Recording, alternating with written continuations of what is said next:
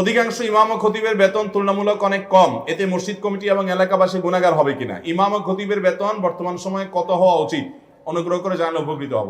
সেদিন কোন এক ভিডিওতে দেখছি, আপনারা অনেকে হয়তো দেখছেন, কলকাতার একজন আলেম মাহফিলে এরকম বক্তব্য দিচ্ছেন, আর পাশে দেখলাম ইমাম, ওই এলাকার ইমাম সাহেব বসা। তো বক্তব্যের ফাঁকে উনি ইমাম সাহেব জিজ্ঞেস করলেন যে ইমাম সাহেব বেতন কত? বললেন 5,000, মানে 5,000 ইন্ডিয়ান রুপি, যেটা বাংলাদেশে 8-9,000 টাকা বা কাছাকাছি, কম বেশি হওয়ার কথা। তো ইমাম সাহেব যখন বললেন 5,000, তো ওই আলেম বেশ বয়োজ্যেষ্ঠ মুরব্বী মানুষ, বুড়া মানুষ, উনি সাথে সাথে একটু রসিকতা করেই ফতোয়া দিলেন যে তাহলে এলাকাবাসী কারোর নামাজ হবে না। ইমামের বেতন যদি 5,000 হয় তাহলে মুসল্লি একটারও নামাজ, এটা উনি রসিকতা করে ফতোয়া দিয়েছেন। তার মানে বুঝাতে চাইছেন যে ইমামের বেতন যদি এত কম দাও যেটা দিয়ে ইমাম চলতে পারে না, তাহলে সেক্ষেত্রে তুমি ইমামের হক আদায় করছো না। তুমি কিসের সালাত আদায় করছো আর কিসের বাদবন্দি করছো? তুমি তো ইমামের হক নষ্ট করছো। ইমাম খতিবদেরকে সম্মানজনক সম্মানে দেওয়া উচিত, যাতে সমাজে তারা সুন্দরভাবে সঠিকভাবে চলতে পারে। ইমাম সাহেবদেরকে, খতিব সাহেবদেরকে, অনেক কমিটির লোকরা আছে, লাখ লাখ টাকা মসজিদের ফান্ডে আছে, কিন্তু ইমাম খতিবদের টাকা দিতে রাজি না।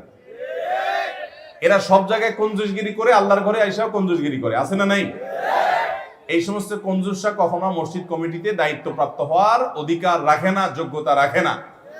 ওলামা একরামকে এমন ভাবে সম্মান দিতে হবে যাতে করে তাদের আর অন্য কোনো চিন্তা করা না লাগে। আল্লাহ আমাদের মসজিদ কর্তৃপক্ষকে এরকম ওলামা একরামের দায়িত্ব, তাদের প্রতি দায়িত্ব কর্তব্য সম্পর্কে সচেতন হওয়ার তৌফিক দান করুন। কত দিতে হবে সেটা নির্ভর করবে কোন এলাকায়, গ্রামে কত হইলে চলে। একটা গ্রামে একটা মানুষ, আজকাল দ্রব্যমূল্যের যে অবস্থা, 15,000-20,000 টাকার নিচে সুন্দরভাবে মিডিয়াম ভাবেও চলা কঠিন হয়ে যায়। শহরে তো 30-40,000 টাকা হলে একেবারে কোনো মতে চলা যায়। অতএব এর নিচে যদি বেতন দেওয়া হয় তাহলে সেক্ষেত্রে সেই বেতন কখনো ওই ইমামের সাধারণভাবে তার জীবন যাপন করতে তাকে সহায়তা করে না। বিধায় দায়িত্বশীল হতে হবে। অনেক মসজিদের কমিটির লোকেরা আছে, আমি জিজ্ঞেস করি আপনাদের ইমাম সাহেবের বেতন এত কম কেন? আমাকে জবাব দেয় কি জানেন? বলে হুজুর, ওনার অনেক আউট ইনকাম আছে।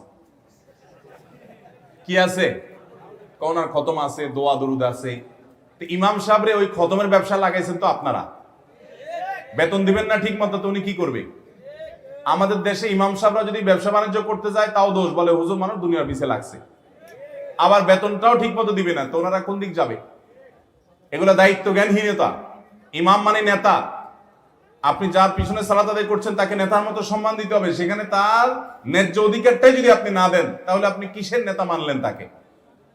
এই জন্য কোন জায়গায় যেন একটা গল্প আমি শুনছিলাম যে এক আল্লাহর বান্দা কোন একটা মসজিদে ইমামতি করে, কমিটির লোকেরা তার বেতন টেতন বাড়ায় না, বরং সবসময় কোণঠাসা করে রাখে, যা দেয় কোনো মতো তার জীবন চালানোটা সহজ হয় না, অনেক কষ্টকর হয়।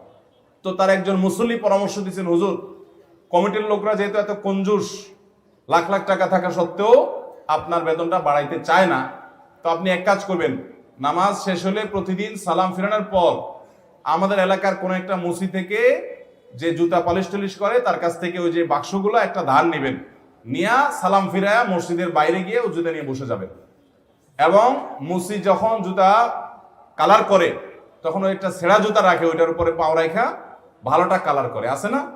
বলছে তখন বাইর হওয়ার পরে দেখবেন মসজিদ কমিটির লোক যেগুলো আপনার বেতন এতদিন বাড়ায় নাই, অথবা ইমাম সাহেব আর খতিব সাহেব, মুয়াজ্জিন সাহেব মানে হলে এদের গলা চিপা ধরো, এরা না খায় মরে যাক, এই টাইপের যারা বখিল, এদের কেউ যদি এসে আপনাকে বলে হুজুর আমাদের ইজ্জত ডুবাইছেন আপনি, জিব্বা যদি কামড় দেয় তো সাথে সাথে ছেঁড়া জুতা নিয়ে দুটো বাড়ি মারবেন।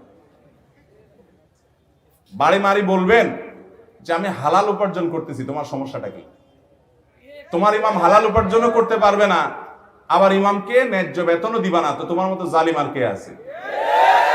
আল্লাহর ঘর যারা আবাদ করবেন, আল্লাহর ঘরে যারা দায়িত্বপ্রাপ্ত হবেন, ওলামা ইকরাম সম্পর্কে ব্রড মানসিকতা তাদের থাকতে হবে। আল্লাহ আমাদের সেই তৌফিক দান করুন।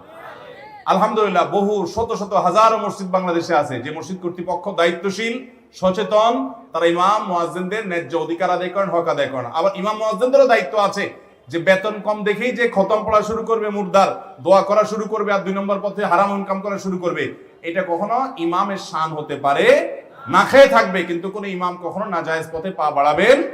আল্লাহ আমাদের সবাইকে ইসলাম এবং সংশোধন করার তৌফিক দান করুন।